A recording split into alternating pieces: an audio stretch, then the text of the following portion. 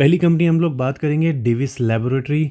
अभी देख सकते हैं 1.14% के आसपास ये गिरा हुआ है। क्यों गिरा है? अभी यहाँ पे इसमें आपको इसके डिटेल्स नहीं मिलेंगे सितंबर के, लेकिन जो रिजल्ट्स हैं वो आ गए हैं और इसमें जो एक्सपेक्टेशन थी एक्सपर्ट्स की वो थी 1954 करोड़ के सेल्स की। ओके, ये बात करें हम लोग सेल्स की, लेकिन आया कितना है? 1909 करोड़, जो कि कम है एक्सपेक्टेशन से। प्रॉफिट की जो एक्सपेक्टेशन थी वो एक्सपेक्टेशन थी 442 करोड़ की, लेकिन आई है कितनी? 348 करोड़। तो बहुत ही कम, बहुत ही गंदे रिजल्ट देखने को मिले हैं। मतलब कि पिछले साल जो प्रॉफिट था उसके कंपैरिजन में भी बहुत ख़राब रिजल्ट्स हैं ये। ओके, तो गिरना तो बनता ही है। और इवन अगर पीई रेशियो चेक करेंगे तो अभी के टाइम पे इसमें इन्वेस्टमेंट का मौका बिल्कुल भी दिखाई नहीं दे रहा था। मीडियन यहाँ है, पीई यहाँ है, ईपीएस गिर रहा है, तो कोई भी चीज़ हमको इन्वेस्टमेंट करने के लिए रोक रही है। अब मेरे पास तो ये स्टॉक बिल्कुल यहाँ पे 28-30 के आसपास कहीं पे था, इसलिए मैंने इसको बिल्कुल ही अभी इग्नोर करके रखा हुआ था। इसमें और कोई एवरेजिंग वगैरह का प्लान मेरा नहीं था और अभी भी मैं इसमें वेट करने वाला हूँ। मैं इसमें एडिशन और करूँगा, लेकिन अभी नहीं। अब इसमें मैं मतलब कुछ लेवल्स बोलता हूँ। जैसे पहला जो एक लेवल है इस महीने का, नवंबर, सिर्फ इस महीने का जो लेवल है एसआईपी का वो है 3090, जिसे मैं इग्नोर करूँगा। उसके बाद जो लेवल बनता है वो बनता है 2835 का। इसको मैं इग्नोर करूँगा या नहीं, ये इस लेवल के आसपास जब ये आएगा तब हम लोग बात करेंगे। और अगर इससे भी ये नीचे जाता है तो 2260 के आसपास मैं इसको बिल्कुल भी मिस नहीं करूँगा। मैं इसमें एवरेजिंग 100% करूँगा। यहाँ पे ये आएगा, मैं ऐसा बिल्कुल भी नहीं बोल रहा। यहाँ पे भी आएगा, मैं ऐसा बिल्कुल नहीं बोल रहा। लेकिन मेरे जो एसआईपी लेवल्स हैं, मेरे जो अलर्ट मैंने लगा के रखे हुए हैं, वो एक इस लेवल पे मैंने लगाया है जस्ट इसको चेक करने के लिए, और इस लेवल पे मैं लगाऊंगा। अगर ये यहाँ से क्रॉस करके नीचे जाता है तो यहाँ पे मैं बाइंग पक्का करूँगा। 2260 के नीचे कहीं भी ये मिलता है मुझे तो मैं इसमें एक बहुत बड़ी बाइंग करूँगा। जो लोग नए हैं उनको मैं बता दूं कि ये जो इंडस्ट्री है, डिविस लैब जिस इंडस्ट्री से बिलोंग करता है उस इंडस्ट्री का ये मार्केट लीडर है। देख सकते हैं नंबर 1 पे है मार्केट कैप के हिसाब से, और मतलब इसका मैनेजमेंट वगैरह भी जो है वो बहुत अच्छा माना जाता है। बस यही है कि अभी फार्मा इंडस्ट्री में, पूरी की पूरी इंडस्ट्री में ही प्रेशर दिखाई दे रहा है, तो ऑब्वियसली मार्केट लीडर पे भी दिखाई देगा। अगली कंपनी है शीतल कूल प्रोडक्ट्स लिमिटेड, जिसे SCPL भी बोलते हैं। देख सकते हैं आज खतरनाक इसमें गिरावट हुई है और काफ़ी दिन से आप में से कई सारे लोग इसमें पैनिक कर रहे हैं, जिनके पास ऑब्वियसली इसकी होल्डिंग होगी। अभी देख सकते हैं ये क्या है, ये एक बहुत ही छोटा माइक्रो कैप कंपनी है, ठीक है। और इसकी इंडस्ट्री कौन सी है? आइसक्रीम, मिल्क प्रोडक्ट्स, नमकीन, बेकरी, स्वीट प्रोडक्ट्स वगैरह वगैरह की ये प्रोडक्ट्स जो है बनाते हैं, बेचते हैं। अब देखिए इसका पीई रेशियो आप चेक करेंगे तो मैक्सिमम टाइम का आपको क्या दिखा रहा है कि मीडियन यहाँ है, पीई यहाँ है, लेकिन ईपीएस इसके जो हैं अभी गिरते हुए दिखाई दे रहे हैं अभी के टाइम पे। ओके, तो इसमें सिर्फ ईपीएस को छोड़ के बाकी दोनों चीज़ें जो है वो हमको इन्वेस्टमेंट करने के लिए कोई गलत टाइम नहीं बता रही। मतलब अभी भी जो है ये है अंडर वैल्यूड ही दिखाई दे रहा है पीई रेशियो के हिसाब से। ओके, लेकिन मैंने आपको जब इसमें पहली दूसरी बार जब भी मैंने डिस्कशन में इसको शेयर को ऐड किया था, तब मैंने आपको ये चीज़ 100% बोली थी कि देखिए लॉन्ग रन में तो स्टॉक कोई बहुत ख़राब नहीं दिख रहा है। अभी ये फॉल है इसमें, लेकिन ये मैंने बोला था कि इसमें और फॉल आ सकता है। क्यों? क्योंकि ये इंडस्ट्री एक तो कोई बहुत बड़ी इंडस्ट्री नहीं है। ओके, और मैंने खुद भी जो इसमें इन्वेस्टमेंट किया वो इतना कम किया है जितना मैं अपने सर्वेंट को देता हूँ ना, वो उससे ज़्यादा रहता है, ठीक है। तो मैंने बहुत ही छोटा अमाउंट इसमें लगाया। क्यों लगाया?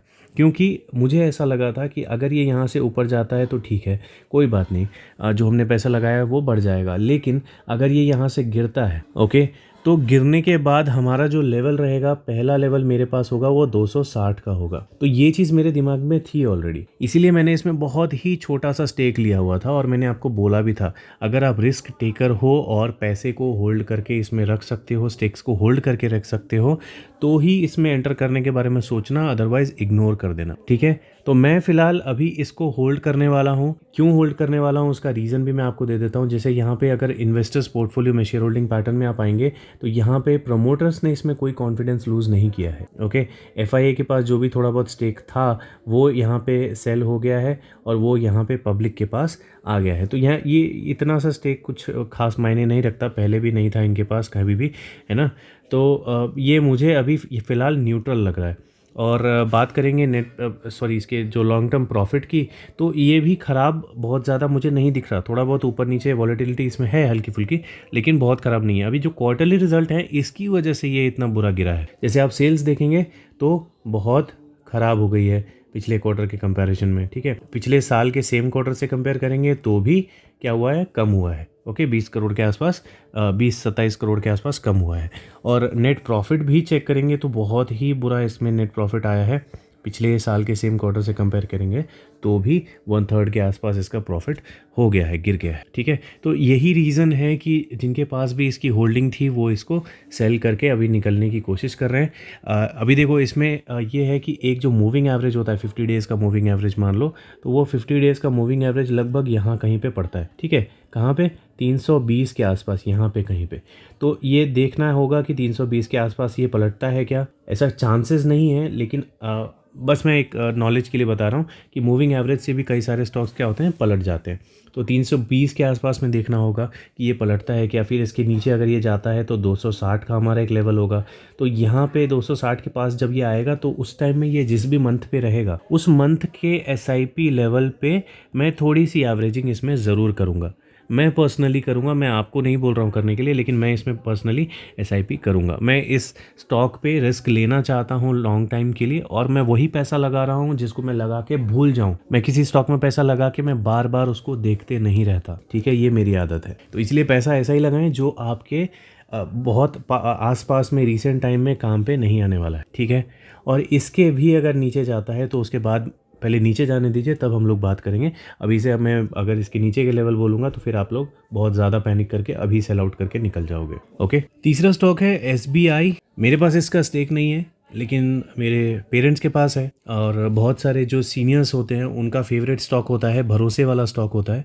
और पहले ये बहुत ज़्यादा टक्कर नहीं देता था प्राइवेट बैंक्स को, लेकिन अभी इसके जो प्रॉफिट्स वगैरह, रिजल्ट्स वगैरह जो आते हैं उसकी वजह से इसका चार्ट बहुत अच्छा हो गया है, टक्कर देता है। इनफैक्ट कई सारे प्राइवेट बैंक के रिजल्ट्स को बीट भी कर रहा है। लॉन्ग रन में देख सकते हैं इसमें बहुत ज़्यादा वॉलेटिलिटी रहती थी, लेकिन अभी इसमें जो तेज़ी है वो तेज़ी कंटिन्यू चल रही है, ठीक है। और बात करेंगे इसके PE रेशियो की, तो क्या ज़बरदस्ती सीन दिखाई दे रहा है यहाँ पे। EPS बिल्कुल बढ़ते हुए दिखाई दे रहे हैं। मीडियन यहाँ है, उसके नीचे PE यहाँ पहुँचा हुआ है।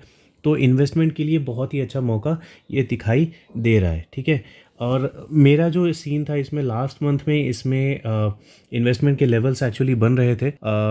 अराउंड 545 पे इसका जो था SIP लेवल था। मैंने बताया नहीं ग्रुप में, क्योंकि मैं खुद इसमें इन्वेस्टमेंट नहीं कर रहा था, लेकिन ये लेवल जो था इसने हिट कर दिया था, बीट किया, और यहाँ पे टच करके ये ऊपर गया था। ओके, और अभी 574 पे चल रहा है। तो अब इसके जो रिजल्ट्स आए हैं वो रिजल्ट्स भी एस्टिमेशन से अच्छे आए हैं।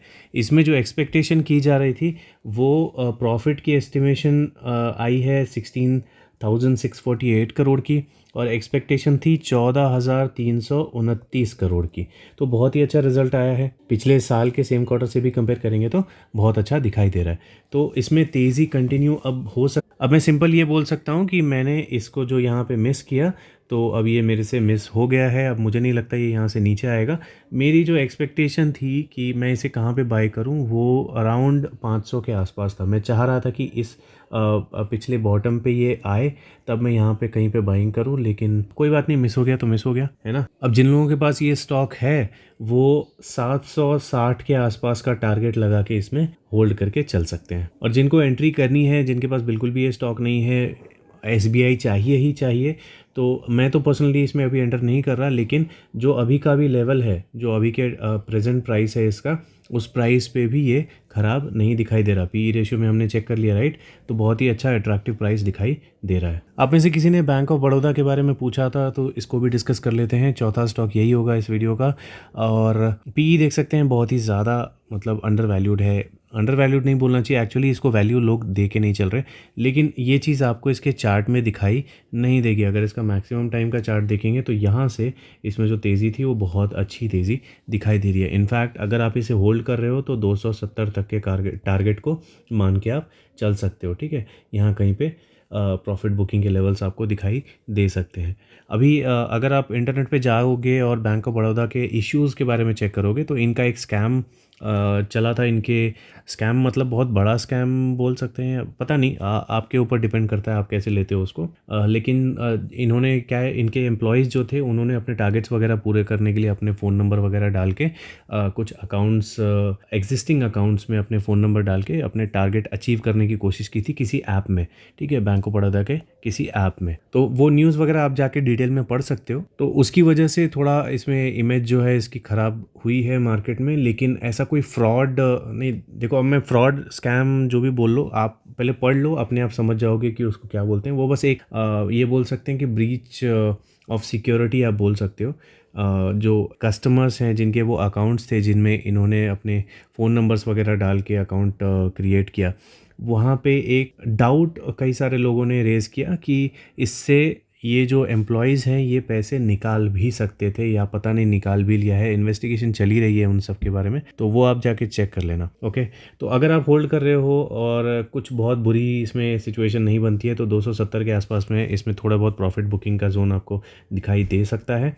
एंट्री के लिए मुझे नहीं लगता अभी इसमें सही टाइम है। अगर 150 रुपये तक ये आता है तो इसको दोबारा हम लोग डिस्कस कर सकते हैं। बाकी बात करेंगे इसके क्वार्टरली रिजल्ट्स की, तो इसमें जो सेल्स नहीं, प्रॉफिट की जो एक्सपेक्टेशन की जा रही थी वो थी 4,000 करोड़ की, और इसने उसको बीट किया है, 4,426 करोड़ अपना प्रॉफिट दिखाया है। तो ठीक है, तो इसमें इसलिए बोल रहा हूँ मैं कि कंटिन्यूएशन में ऊपर जा सकता है। पांचवा स्टॉक है वेदांता। मेरा बिल्कुल भी फेवरेट नहीं है। हाँ, लेकिन जो स्विंग ट्रेडर होंगे या बोल सकते हैं जो शॉर्ट टर्म ट्रेडर्स होंगे उनके लिए ये स्टॉक सही है।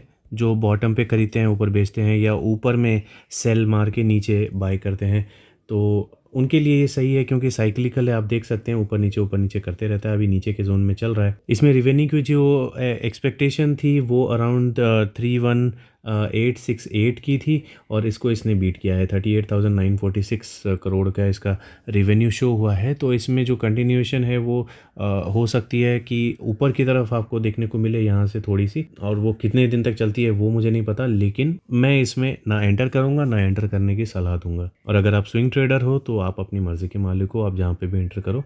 मेरा सजेशन यहाँ कहीं पे होगा नीचे में 100-150 के आसपास अगर कहीं मिलता है तो वही एक सही पोजीशन मुझे दिखती है इसमें बाइंग करने के लिए। रीज़न कुछ खास नहीं, यही ऑब्वियसली ये रीज़न है कि यहाँ पे इसका सपोर्ट एंड सपोर्ट है। सिक्स्थ कंपनी है आरती इंडस्ट्रीज़। काफ़ी कमाल किया हुआ है इसने आज के दिन। रीज़न ऑब्वियसली इसका जो रिज़ल्ट है वो बहुत अच्छा आया है। इसकी एक और सब्सिडियरी जो कंपनी है आरती सर्फेक्टेंट, उसके ऊपर नज़र बना के रखना। वो एक माइक्रो कैप कंपनी दिखती है, और काम जो है वो बहुत हो सकता है ग्रोथ वाला हो, उसमें आपको शायद लॉन्ग रन में अच्छा प्रॉफिट मिल सकता है। जस्ट एक मैसेज देना चाह रहा था इन बिटवीन। चलिए, तो इसमें आप अगर इसका चार्ट चेक करेंगे तो लॉन्ग रन में बहुत अच्छा दिखेगा। अभी इसमें गिरावट के जोन में चल रहा है, बिल्कुल बॉटम के आसपास है। तो अभी इसमें कोई ब्रेकआउट तो नहीं आया है, लेकिन हाँ 9-10% की तेज़ी मतलब बहुत अच्छी तेज़ी होती है, तो ब्रेकआउट दे सकता है ये उस रीज़न की वजह से। अब इसका पीई रेशियो जब चेक करेंगे तो यहाँ पे कुछ गड़बड़ दिखाई देती है कि इसका जो ईपीएस है वो बहुत बुरा गिरा हुआ है और पीई जो है ऊपर है, मीडियन यहाँ पर है, तो ये हमारे फेवर में बिल्कुल भी नहीं दिखाई दे रहा। इसीलिए मैं इसमें एवरेजिंग नहीं कर रहा। और दूसरा रीज़न मेरे एवरेजिंग नहीं करने का ये भी है कि मैंने जो पहले इसमें बाइंग की थी वो यहीं कहीं पे की थी, तो उसी लेवल पे अभी ये वापस आके मुझे मिला है, तो सेम लेवल पे मुझे बाइंग नहीं करनी है। अगर ये यहाँ से नीचे गिरता है तो 400 के नीचे जाने के बाद मैं इसको दोबारा डिस्कस कर लूँगा। वैसे 300 के आसपास अगर मुझे मिल जाए तो मज़ा आ जाएगा, लेकिन देखते हैं आगे क्या होता है। अभी रिज़ल्ट्स वगैरह बहुत अच्छे आए हैं तो विल सी। और रिज़ल्ट्स की हम लोग बात कर रहे थे, तो सेल्स इसका जो आया है वो आया है 1454 करोड़ का, और इसमें जो एक्सपेक्टेशन थी वो 1622 करोड़ की थी। तो सेल्स की जो एस्टिमेशन है उसको इसने बीट नहीं किया है। ओके, तो 1622 करोड़ की एस्टिमेशन थी और 1454 करोड़ का सेल्स हुआ है, लेकिन जो इसकी प्रॉफिट की एस्टिमेशन थी वो 80 करोड़ की थी, जबकि आया है कितना 91 करोड़। तो यहाँ पे इसने बीट नहीं किया है, लेकिन यहाँ पे ये पास हो गया है। लेकिन फिर भी इस चीज़ को अगर आप पिछले साल के सेम क्वार्टर से कंपेयर करोगे तो ये क्या है, गिरा है। ओके, एस्टिमेशन को इसने बीट किया है, लेकिन पिछले साल के सेम क्वार्टर के रिजल्ट को बीट नहीं किया है। तो जिसकी भी एस्टिमेशन को इसने बीट किया है प्रॉफिट में, वो ही आज शायद इसमें बाइंग कर रहे हैं बहुत हेवीली। लेकिन मुझे पर्सनली ऐसा लगता है कि इसको थोड़ा सा और गिरना चाहिए। ओके, बहुत ज़्यादा अच्छे रिज़ल्ट तो नहीं है, तो इसको थोड़ा सा मुझे लगता है या तो कंसोलिडेट करना चाहिए सेम लेवल पे इस तरह से, या तो नीचे गिरना चाहिए। अगर ये नीचे गिर जाता है तो I would love to have it near at 300 level. अगला स्टॉक है एफल इंडिया, काफ़ी फेमस स्टॉक है। अब इसमें कुछ कमाल ही हो रहा है अलग। ये 2% के आसपास देख सकते हो आज के दिन, यहाँ पे दिखाई दे रहा है स्क्रीनर में कि 2% ये ऊपर चला गया है। लेकिन जब इसके क्वार्टरली रिजल्ट्स हम लोग चेक करेंगे तो इसने अपने एस्टिमेशन को बीट नहीं किया है। इसमें जो इसकी एस्टिमेशन थी सेल्स की वो 441 करोड़ की थी, जबकि ये आया कितना 431 करोड़। और जो प्रॉफिट की एस्टिमेशन थी वो थी अराउंड 69.5 करोड़ की, लेकिन आई है 67 करोड़। तो ये सिर्फ इसलिए भाग रहा है आई थिंक कि पिछले साल के सेम क्वार्टर से ये अच्छा है, बस और कोई रीज़न मुझे दिखाई नहीं देता। एस्टिमेशन को इसने बीट नहीं किया है, तो हो सकता है कि बहुत बड़े प्लेयर्स शायद इसमें आज के दिन बाइंग ना कर रहे हों। अब अगर बात करेंगे पीई रेशियो की, तो इसके हिसाब से ये अभी सही टाइम है इसमें बाइंग करने का, क्योंकि ईपीएस ऊपर जा रहा है, मीडियन यहाँ है, पीई उसके नीचे चल रहा है। तो बिल्कुल परफेक्ट दिखाई दे रहा है ये एंट्री करने के लिए, अगर किसी के पास ये नहीं है तो। और एक और बात मैं आपको बता दूं कि पिछले महीने इसमें जो है हमारे एसआईपी लेवल हिट हुए थे। वो लेवल था 1000 रुपये का। आपको यहाँ पे ये दिखाई दे रहा है जोन, तो यहाँ पे ये 1000 रुपये टच हुआ था और उसके बाद ये अभी थोड़ा ऊपर उसी के आसपास चल रहा है। लेकिन मैंने इसमें बाइंग नहीं की थी। अब मुझे ये याद नहीं है कि मैंने टेलीग्राम पे इसमें लेवल डिस्कस किया था या नहीं, लेकिन मैंने इसमें बाइंग नहीं की है। ठीक है, मेरे पास ये स्टॉक है, लेकिन मेरे पास ये स्टॉक बहुत पहले से रखा हुआ है, मैंने इसमें अभी एवरेजिंग नहीं की है, क्योंकि पहले जो मैंने इसमें बाइंग की थी उसमें मैं अभी प्रॉफिट में चल रहा हूँ। और दोबारा अगर मुझे इसमें एवरेजिंग करनी है तो मैं अराउंड 910 के नीचे में करना प्रीफर करूँगा। ओके, इसके ऊपर में नहीं प्रीफर करूँगा। लेकिन अगर आपके पास इसकी होल्डिंग नहीं है, आप लेना चाहते हो ये स्टॉक, तो जिस भी दिन आपको थोड़ी बहुत गिरावट दिख जाए 1000 1500 नहीं 1500 नहीं सॉरी 1000 या 1050 के आसपास में कहीं पे अगर मिल जाए तो भी अच्छी वैल्यू मुझे लगता है ये होगी। पी रेशियो में तो हमने देख ही लिया कि ये अभी अच्छा टाइम बोल रहा है इसमें इन्वेस्टमेंट करने का। ठीक है, बस मेरी एक ही चिंता थी कि क्वार्टरली रिजल्ट जो है वो एस्टिमेशन को बीट करते हुए नहीं दिखाई दे रहे।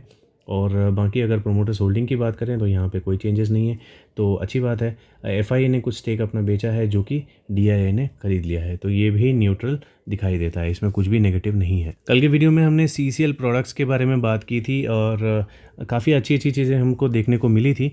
इसका जो डेटा है Q2 का, वो हम लोग बस एक बार छोटा सा डिस्कस कर लेते हैं। एक बार रिमाइंड कर देता हूँ आपको कि पीई रेशियो के हिसाब से ये अभी इन्वेस्टमेंट के लिए सही टाइम नहीं है, देख सकते हैं किसी लिए। और इसमें जो हम लोग बात करेंगे वो बात करेंगे सिर्फ इसके क्वार्टरली रिजल्ट की। ठीक है, तो इसमें क्या हुआ है, इसमें जो रेवेन्यू का एस्टिमेशन था वो अराउंड 601 करोड़ का था, जो कि 608 करोड़ आया है, तो इसको इसने बीट किया है, बहुत अच्छी बात है। लेकिन जो मेन चीज़ हम लोग देखते हैं प्रॉफिट, तो प्रॉफिट का जो एस्टिमेशन था वो अराउंड 63.5 करोड़ का था, लेकिन ये कितना आया है 61 करोड़। तो इसको इसने बीट नहीं किया है, क्योंकि लास्ट आप जो क्वार्टर का कंपैरिजन करेंगे लास्ट ईयर के सेम क्वार्टर का, तो उसको इसने बीट भले कर दिया है, लेकिन एस्टिमेशन इससे थोड़ी ज़्यादा थी। ठीक है, तो एक चीज़ पॉजिटिव है, एक चीज़ नेगेटिव है, लेकिन मार्केट ने इसको पॉजिटिव ही रखा हुआ है। ये यहाँ पे दिखाई दे रहा है 3.5% के आसपास आज ये भागा हुआ है। देखना ये है कि जिस दिन ओवरऑल मार्केट गिरता है उस दिन भी ये भागता है या नीचे गिरता है, तो उस दिन आप डिसाइड करेंगे तो ज़्यादा अच्छा रहेगा। बाकी जो लेवल्स मैंने कल के वीडियो में सीसीएल के लिए दिए थे, आप उसको कंसिडर करना चाहो तो कर सकते हो। अब देखिए ज़्यादातर स्टॉक्स में वही काम हो रहा है, सेम चीज़ उल्टे काम हो रहे हैं। डेटा पैटर्न्स की बात करते हैं, ये आखिरी स्टॉक होगा जिसकी बात कर रहे हैं हम लोग। अब ये 3.25% के आसपास आज ऊपर चल रहा है, तो जैसा मैंने बोला जिस दिन मार्केट गिरेगा उस दिन देखेंगे कि ये क्या बिहेव करता है। लेकिन अभी जो इसके रिज़ल्ट्स आए हैं वो रिज़ल्ट्स में सेम चीज़ हुई है। इसके जो रेवेन्यू है वो यहाँ पे बीट होते हुए दिखाई नहीं दे रहे एस्टिमेशन से। एस्टिमेशन थी 113 करोड़ की, लेकिन आया है 108 करोड़। और जो प्रॉफिट था उसकी एस्टिमेशन लगभग 32.5% के आसपास थी, लेकिन आया है 34 करोड़। तो प्रॉफिट बीट हुआ है, लेकिन एस्टिमेशन सेल्स का जो है वो बीट नहीं हुआ है। तो अब मुझे ये पता है कि बहुत सारे लोग इसमें एंट्री करने के पीछे पड़े हुए हैं, बहुत लेवल्स देखने के इच्छुक हैं, तो मैं आपको बस बता रहा हूँ, ये मैं कंसिडर नहीं कर रहा, लेकिन 1510 अगर ये नवंबर में चला जाता है तो ये एक एसआईपी लेवल हो सकता है, या फर्स्ट एंट्री अगर कोई करना चाह रहा है तो ये लेवल पे एंट्री बनती है।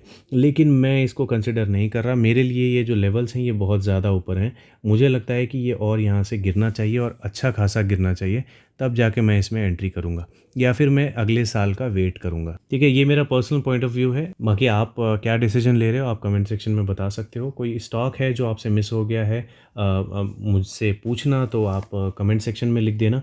और जो कमेंट आपने पिछले वीडियो में किए थे उनके ऊपर मैं वीडियो बना दूंगा। ये सारे स्टॉक्स मुझे थोड़े इंपॉर्टेंट लगे तो मैंने इसलिए इस वीडियो में डिस्कस कर दिया। ठीक है, तो इस वीडियो में इतना ही, मिलते हैं अगले वीडियो में।